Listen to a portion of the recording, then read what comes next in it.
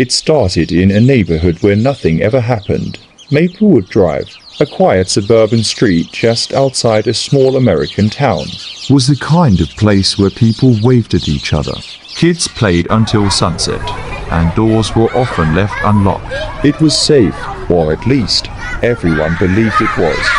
And then there was Daniel Harper. Daniel lived alone in a modest grey house at the end of the street. He was quiet, polite, and predictable. Every morning at exactly 7:30 a.m., he would step outside, pick up his newspaper, and nod politely at anyone passing by. He worked as an IT technician at least. That's what everyone thought. No loud parties, no visitors, no trouble. To the neighbors. Daniel was invisible, but sometimes it's the invisible ones you should fear the most. At first, the signs were small.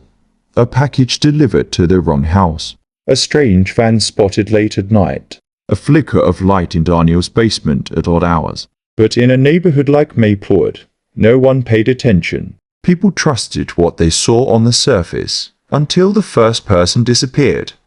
Her name was Lisa Monroe, a college student who lived just 3 houses down. One night, she left for a late walk, and never came back. Police searched the area, questioned neighbors, and found nothing. No struggle, no witnesses. No clues. Daniel Harper told the police exactly what everyone else did. I didn't see anything. And they believed him. Weeks passed. Then another disappearance. This time, it was a delivery driver. His truck was found abandoned just a few blocks away. No signs of robbery. No signs of violence. Just gone. Fear began to creep into Maplewood Drive. Neighbors started locking their doors. Parents kept their children inside. The peaceful street was no longer peaceful. But Daniel, he stayed the same. Calm. Quiet. Unbothered. What no one knew was that Daniel Harper wasn't just an IT technician. He was something far more dangerous, behind the walls of his quiet home. Daniel had built something unimaginable, a hidden room beneath his basement. Soundproof, reinforced, invisible to anyone who didn't know it existed. And inside that room, he wasn't just hiding secrets. He was running an operation. Daniel was a mastermind for years. He had been orchestrating crimes across multiple states: identity theft, cyber fraud, and something even darker. He used his IT job as a cover, giving him access to systems, data, and people's personal lives. He knew everything about his victims before they even realized they were targets, where they lived, what they did when they were alone, and when the time was right. He made them disappear, but every criminal makes one mistake. Daniel's mistake came from something small, a camera. A newly installed security camera across the street captured something unusual. The night the delivery driver vanished, a figure, a shadow, someone moving near the truck.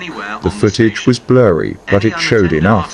The person walked with a slight limp, and Daniel Harper had a limp. Police returned to Maplewood Drive. This time, they weren't just asking questions. They were watching. Daniel noticed. Of course he did. He was always watching too. And that's when things started to unravel. One night, as officers quietly monitored the street, they saw something they couldn't ignore. Daniel wasn't inside his house. He was in the backyard, digging. Police moved in immediately. Daniel tried to act calm, but for the first time, his routine broke. His hands trembled, his voice cracked. Just gardening, he said. But it was too late. They had a warrant, and what they found inside his house shocked everyone.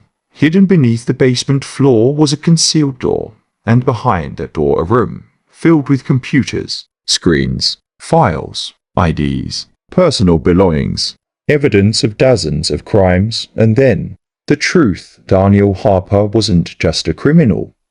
He was a ghost in plain sight, a man who lived among them, smiled at them, waved at them, was secretly controlling a network of crimes no one could see.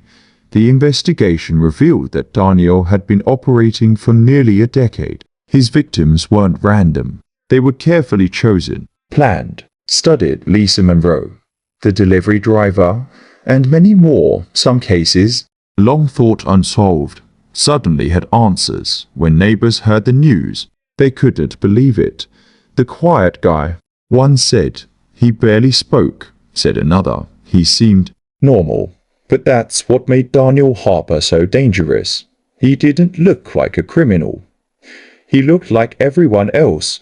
Daniel was arrested and charged with multiple crimes across several states. His case became national news. Investigators are still uncovering the full extent of what he did. As for Maplewood Drive, it was never the same again. Doors stayed locked, lights stayed on, and neighbors no longer trusted the quiet ones, because sometimes the person you never notice is the one hiding the darkest secrets.